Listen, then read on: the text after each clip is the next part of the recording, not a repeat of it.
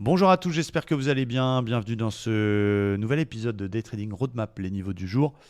Aujourd'hui, on fait un point comme d'habitude, tous les matins sur le DAX, le DO, le Nasdaq. Avec le DAX, on l'avait dit hier, effectivement, on cherchait plutôt des achats en ce début de semaine. Et la réaction ne s'est pas fait attendre dans la zone de polarité des 15 250. Donc c'est bien de voir que les zones fonctionnent. C'est surtout le Standard & Poor's qui est sur un niveau magique. C'est pullback, résistance oblique ici en vert et grand support oblique et zone des 4000. Attention à voir s'il va buter ou passer les 4000, ne pas aller trop vite en besogne. Moi, le lundi matin, je laisse faire le marché, je ne prends pas des décisions trop rapides, donc je ne suis pas dans le DAX, mais cette zone me plaît beaucoup. Finalement, on est dans un range entre 15 250 et 15 600 points. Donc si vous n'êtes pas dans le DAX comme moi ce matin, d'abord, je vais me concentrer sur les indices américains, mais c'est peut-être un peu tard pour payer là parce qu'on pourrait avoir un petit repli, ça vient quand même de prendre en ligne droite 250 points. Mon plan, ça va être quoi?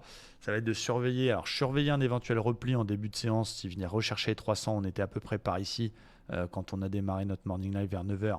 Je me dis, ok, on va attendre un petit repli sur 300 histoire de choper un meilleur prix.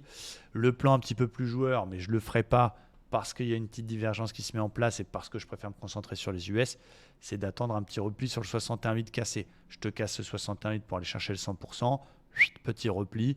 On va chercher un stop loss vers les 50 et on va aller chercher les 100% en TP.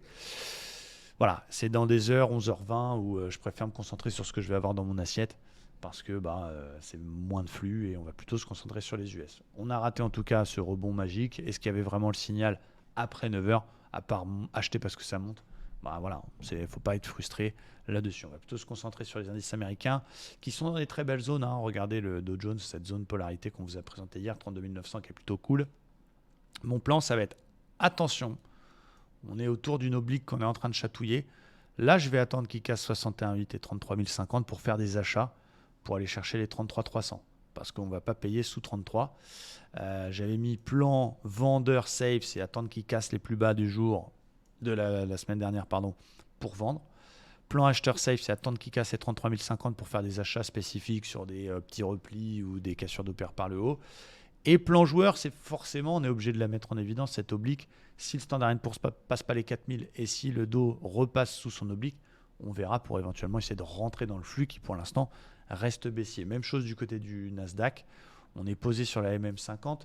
C'est aussi l'espèce de ligne de coup du W hebdo. Pour l'instant, ça tient, ça rebondit un petit chouïa. Mais on ne veut pas aller trop vite en besogne. On est encore sous cette oblique ici en rouge. Donc, on attend que ça passe l'oblique, la MM50, que le flux se retourne et je paierai qu'au-dessus de 12 100.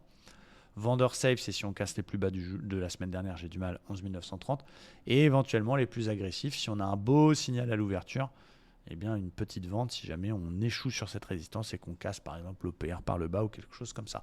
Voilà ce qu'on surveille. Donc d'un côté, on a envie d'acheter ces gros niveaux. De l'autre côté, le rebond a déjà eu lieu et on n'a plus envie de rentrer maintenant. Il faut attendre que ça confirme en retournant les tendances court terme intraday avant de racheter de nouveau.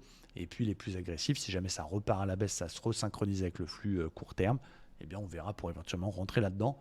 Donc prudence sur ces marchés. Merci à tous, très bonne journée de trading et à bientôt.